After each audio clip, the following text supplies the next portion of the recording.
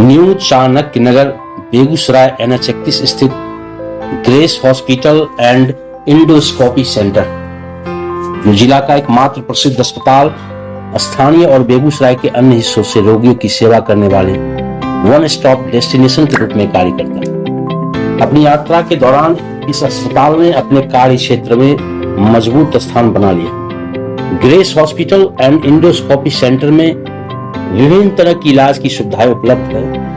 वहीं चिकित्सक doctor Raju Kumar, anaesthetic और क्रिटिकल केयर विशेषज्ञ एवं साकेत कुमार लेप्रोस्कोपिक सर्जन के अथक प्रयास से एवं लगन से यह विश्वास कायम हुआ तथा ग्राहकों की संतुष्टि और उनके रोगों का निवारण की प्रमुखता ने इस अस्पताल को रोगियों का एक विशाल चिकित्सीय प्लेटफॉर्म बनाने में मदद की है, जो दिन ब दिन बढ़ता जा रहा है। यह अस्पताल ऐसे व्यक्तियों को नियुक्त करता है जो अपनी अपनी भूमिकाओं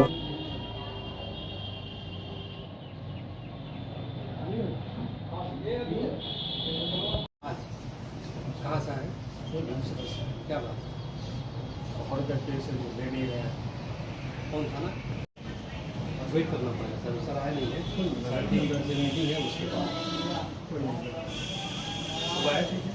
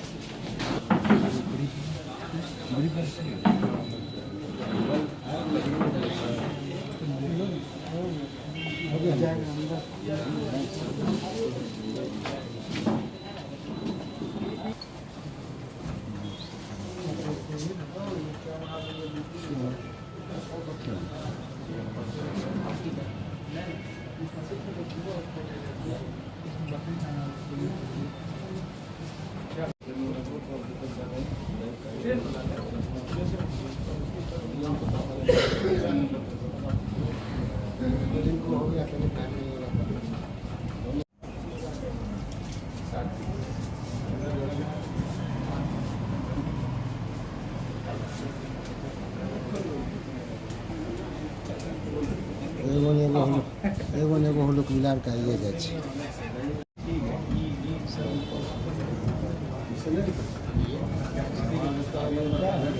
मारुति जी, आपका भी बढ़िया वीडियो आया है, मस्त चलेगा। पहले वही है ना, विज्ञापन लगा हो गया।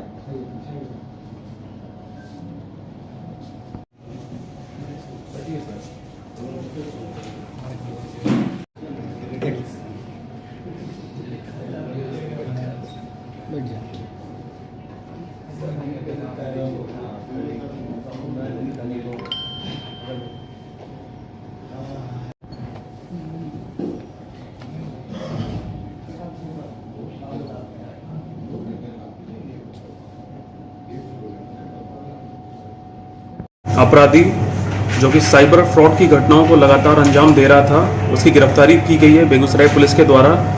और ये व्यक्ति लूटपाट की भी घटनाएं स्वर्णकारों के साथ कर रहा था। पिछले साल सितंबर में एक महिला थी, उसके साथ 12 लाख रुपए की साइबर फ्रॉड की घटना इस व्यक्ति ने अंजाम दी थी। ये महिला पंजाब नेशनल बैंक के ATM पे लाइन में लगी हुई थी और ये अपराधी ऐसे लोगों को टारगेट करता था जो ATM से अपना पैसा स्वयं नहीं निकाल पाते थे या जिनको ATM इस्तेमाल करने में कोई दिक्कत आती थी। ये उनका ATM प्राप्त करके उनको भरोसे में लेके उनके ATM को बदलता था बड़ी चतुराई से। और इसने हाल के दिनों में कई अलग शहरों में, कई अलग राज्यों में जाके लोगों के अकाउंट से पैसा की निकासी की है। तो ये जो कांड पिछले साल दर्ज हुआ था, इसमें SDPO बखरी के नेतृत्व में एक टीम का मैंने गठन किया था। ये टीम लगातार इसमें काम कर रही थी और इसमें बहुत अच्छे से इन्वेस्टिगेशन करने के बाद इस अपराधी की कल गिरफ्तारी हुई है। इसके पास से कई सारे ATM और मोबाइल फ़ोन मिले हैं। इसने अपना जो अपराध है वो भी स्वीकार किया है।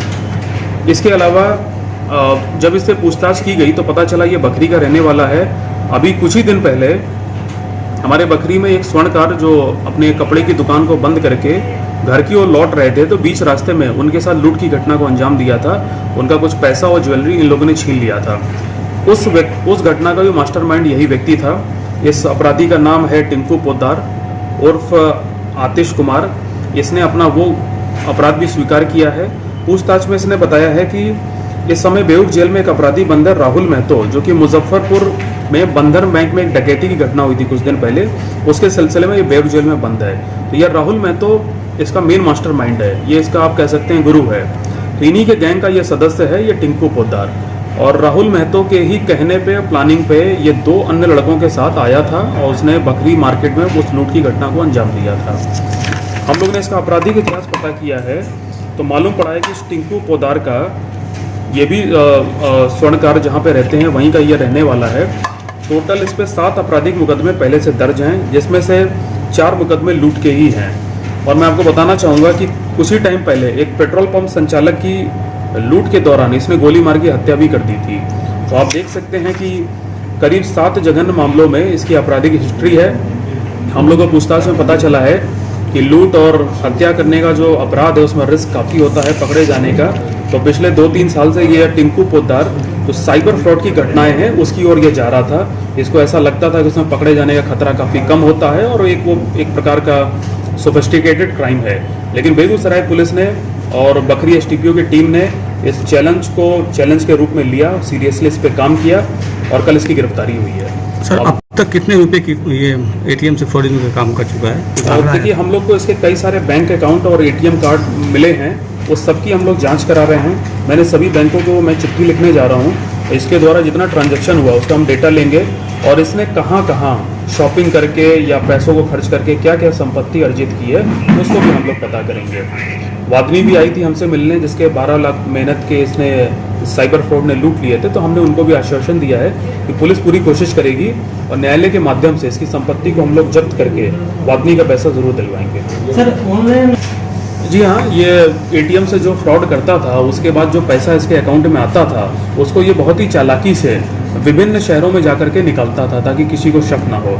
और इसके अलावा भी और इसमें और भी कई लोगों को धमकी वमकी दे के जो साइबर फ्रॉड के मॉड्यूल्स हैं इसने सारे के सारे अपनाए हैं। तो हम लोग को पता ये चला है कि अभी ये कुछ ही टाइम से साइबर फ्रॉड की ओर मूव करने लगा था, लेकिन उसका जो ओरिजिनल अपराध करने का पेशा था 2017 से हम जो देख रहे हैं वो गोली मार के लूट करने का था। तो बहुत ही शातिर क्रिमिनल था ये। इसकी गिरफ्तारी से कई और सारे लोग जो साइबर फ्रॉड के द्वारा इसे लूटे जाते वो भी बच गए हैं, और जो लूटपाट की घटनाएं कर रहा था जो बकरी में इसने की थी उसका भी हम लोग ने डिटेक्शन कर लिया है। के प्रति समर्पित होते हैं और अस्पताल के सामान्य दृष्टिकोण और बड़े लक्ष्यों को प्राप्त करने के लिए बहुत प्रयास करते हैं। निकट भविष्य में इस अस्पताल का लक्ष्य अपनी सेवाओं की श्रृंखला का विस्तार करना और एक बड़े ग्राहक आधार को पूरा करना। वहीं बेगूसराय में यह अस्पताल न्यू चाणक्य नगर में एक प्रमुख स्थान रखता है। इस अस्पताल तक आना जाना बहुत ही असुविधाजनक है क्योंकि परिवहन के विभिन्न साधन आसानी से उपलब्ध है। यह न्यू चाणक्य नगर में है जो पहली बार आने वाले आगंतुकों के लिए इस अस्पताल का पता लगाना आसान बनाता है। यह निम्नलिखित श्रेणियों में सिर्फ सेवा प्रदान करने के लिए जाना जाता है। गैस्ट्रोएंटेरोलॉजिस्ट, एंडोस्कोपिस्ट डॉक्टरों के पास अपने ग्राहकों के विभिन्न आवश्यकताओं को पूरा करने के लिए सेवाओं की एक विस्तृत श्रृंखला है। इस अस्पताल के कर्मचारी विनम्र हैं और कोई भी सहायता प्रदान करने में तत्पर रहते हैं। वे आपके किसी भी प्रश्न का आसानी से उत्तर देते हैं।